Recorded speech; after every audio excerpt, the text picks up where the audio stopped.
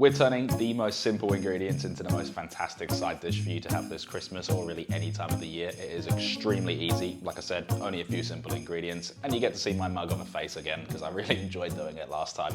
Let's get straight into it. Please sit back, relax, and enjoy. Starting out, we're going to need carrots and parsnips, obviously, for this recipe, and these are about 800 grams of each. They have been washed and dried, and you can leave the peels on or you can peel them, it's up to you. I am going to leave the peels on for this. They add a little bit of extra nutrition and definitely extra flavour. Now, as for preparation, you can top and tail these. Personally, I'm just going to leave them on. It just makes preparation a whole lot quicker. Some might have a few spots or marks on them. If they do, I do recommend removing them. The only thing we are going to do with these is I'm just going to lay it flat, push it down, secure it tightly, and then just slice straight through and cut them in half, just like that. Simple as, and it's nice and open, which will make it a lot easier to eat and cook at the same time. Now what we can do is I've got 2 lined baking trays with parchment paper. Just going to tip both of these out onto them. Get rid of those, and then just spread these out. And I recommend placing them face side down. Just make it a lot easier and even cooking times. And we will be flipping these over a couple of times in the oven whilst they're baking away or roasting away.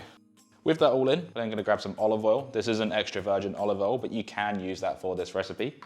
And we're just going to give them about 2 tablespoons of each, just on each tray, getting them nice and smothered up. Grab some sea salt flakes, do the same thing on both trays.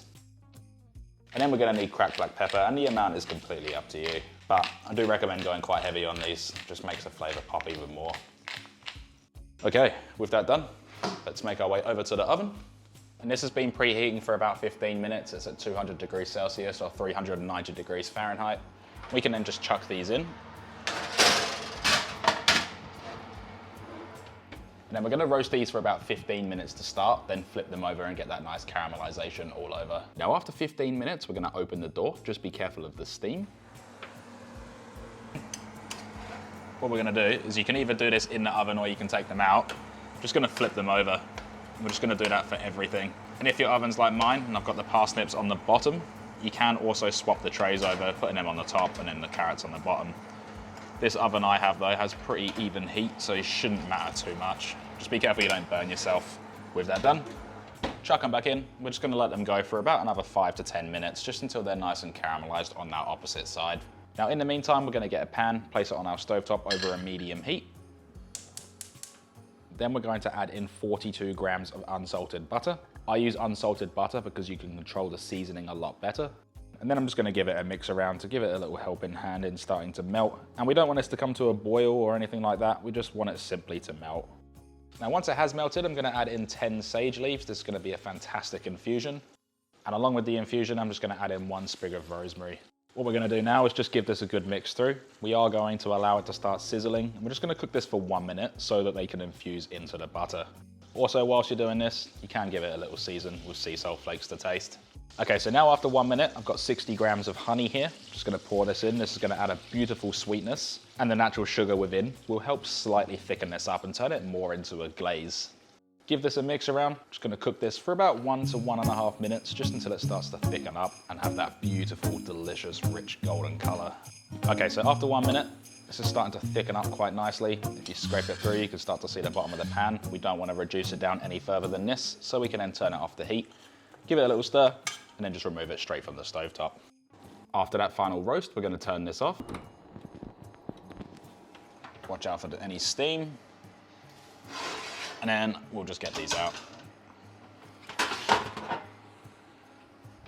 What we then have is these absolutely delicious golden caramelized parsnips and carrots. They feel fantastic, they smell fantastic, and as you can see, they're nice and soft, but they do have a little bit of resistance to them, or a nice little bite, or al dente, which is exactly what we want.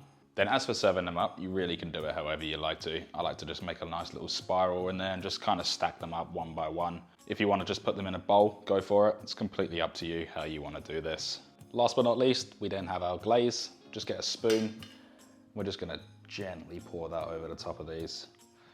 This sauce is absolutely fantastic, by the way. It's like a savory butterscotch, if that makes sense. It is really, really delicious. Also, it's not too sweet as well from that honey, so it's a perfect balance all over. When you get down to the end, make sure you get every last bit of that glaze, as well as adding all of those herbs over the top. You can discard the rosemary if you wanted to, but I think it makes a great presentation. What we then have are these absolutely fantastic parsnips and carrots, that beautiful glaze. These smell and look absolutely perfect. I'm gonna give you guys a closer look, and I'm gonna hide my face because the autofocus decides to just connect to my face instead. But how good do they look? They are absolutely amazing. With these, you can make them ahead of time. They'll last up to 3 days in the fridge from the initial cook, from the first part. But we don't want to make the glaze until you're ready to serve, just because it won't sit well or store well.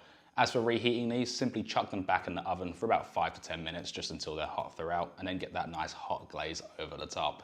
I'm not even going to bother using a knife and fork on this one, but like always, we can then dig in.